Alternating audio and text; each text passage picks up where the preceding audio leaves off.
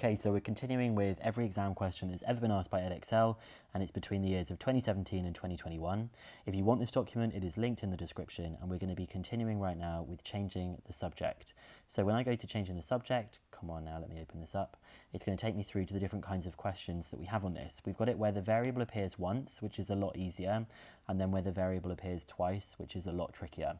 So you can use this, and this is all fully hyperlinked as well if you want it to take you through to different sections. So variable appear once, it's just going to take me to the next page.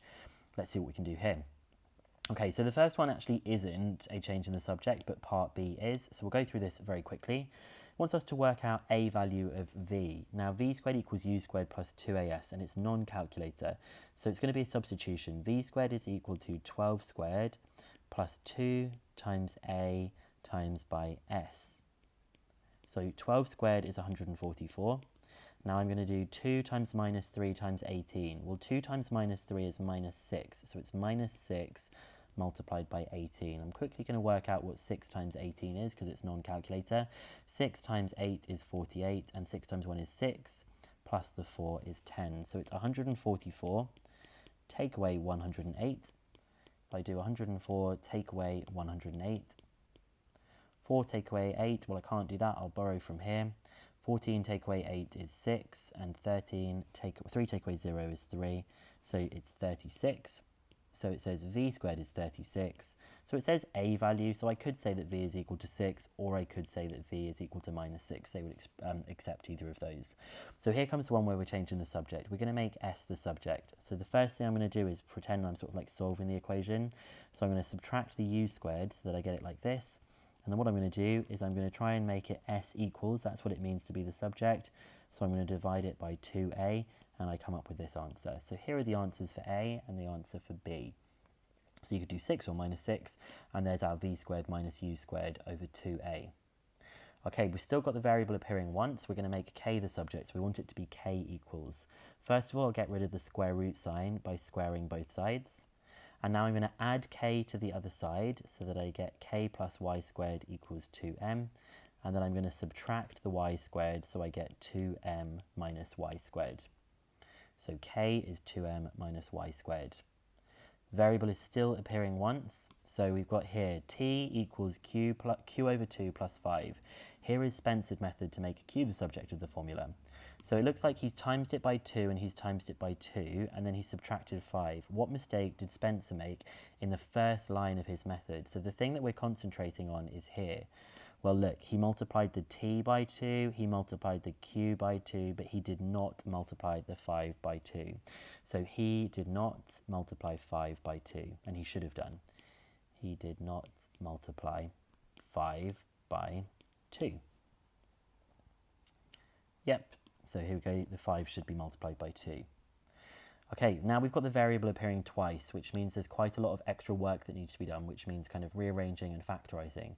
So what shall I do in this first one, and we'll see how we get on. So we're trying to make v the subject.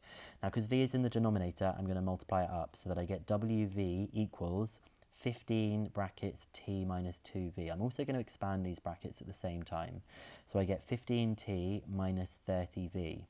Now, because the variable is appearing twice, I'm meaning here and here, we need to collect them onto the same side. So I'm going to add the 30v to this side, and that would leave me with 15t on that side. Once you've got them on the same side, you factorise so that there's only then one of them. When I take a factor of v out for here, I get left with w plus 30 in the brackets, which is equal to 15t. Now the variable only appears once, and the fact that it only appears once means I can actually just divide by the w plus 30, and I get 15t over w plus 30. We do have that correct answer, and it's 15t over w plus 30. Similar kind of thing here, we're going to try and make m the subject, so I'm going to multiply up by m minus 1, and it needs to be bracketed, and then I'm going to expand the brackets on the left side, so I get fm minus f equals 3m plus 4. Now I think I'm going to put the m's on this side, and I'm going to put that f to the other side. So if I subtract the 3m over to this side, and if I add the f to the other side, I get this. So what's actually happened is that f went over there, and that 3m went over there and was subtracted. Now I'm going to factorise on the left hand side so that I only have one m left. So I will get m brackets f minus 3. If you think about taking the m out, you'd be left with an f minus 3, and that is equal to 4f. Notice how at the beginning there was an m in 2 locations. All this time there was an m in 2 locations, and then at the end we've just got m in 1 location, so we can just make it a division. So we get 4 plus f over f minus 3, and that's the m is the subject. So we've got f plus 4 and f minus 3. That's exactly the same thing. I have 4 plus f, but you could have had f plus 4. Exactly the same thing. Okay, we're going to make f the subject of this one, so it's a really similar pattern. I'm going to lift the f minus 4 to the other side, and I'm going to start expanding these brackets on the right-hand side. So that's 3 minus 3f. Expanding these brackets, that's df minus 4d equals 3 minus 3f. Now, because we're trying to make f the subject, I'm going to send this f onto that side and that 4d onto that side. Now, when the 3f goes to the other side, it's going to be a plus, and when the 4d goes to the other side, it's also going to become a plus. I'm then going to factorise, so I get d plus 3, and nothing needs to be done on this side. Now f only appears once. I can just go straight through and do the division by d plus 3. So they're either going to write it as 4d plus 3 over d plus 3 or 3 plus 4d over d plus 3.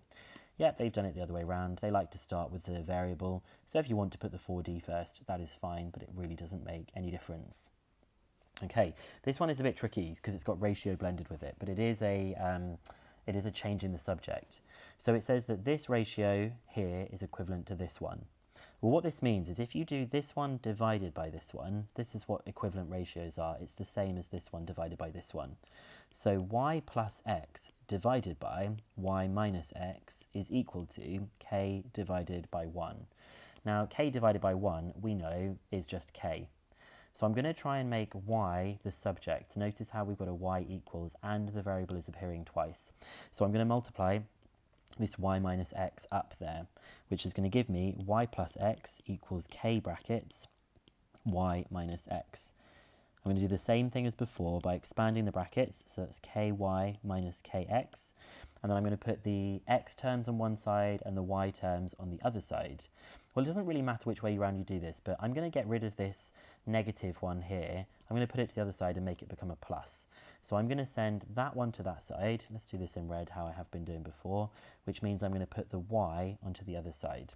So on the left, I will have x plus kx, and on the right, I will have ky minus y. Now, because I'm trying to make y the subject, I'm going to factorise, so I get k minus 1. And I can also factorise, because I've noticed they've factorised in the numerator. So I'm going to take this x out, and I'm going to get 1 plus k. Let's just go up here so I have a bit more space. I'm now going to make y the subject by dividing by k minus 1. And if I divide by k minus 1, I've got y as the subject. So it's almost identical. The only difference is I've written 1 plus k, but they've written k plus 1. So I'm just going to finish that off by switching it around, because obviously they're the same as each other. And we've got that equivalent. So that was weird because it was in the context of ratio, but it was a tricky one because the variable was appearing twice. And to show that, so we kind of know that we've got it right as well. Last one on this, and it's in the context of some area. So this diagram shows two rectangles A and B. All the measurements are in centimetres, and it says the area of A is equal to the area of B. Find an expression for y in terms of w. This really means we want it to be a y equals kind of thing. So we're going to set this up. We're going to say that the area of A is 6 brackets 2w plus y, and the area of B is going to be 7w multiplied by 3y plus 6.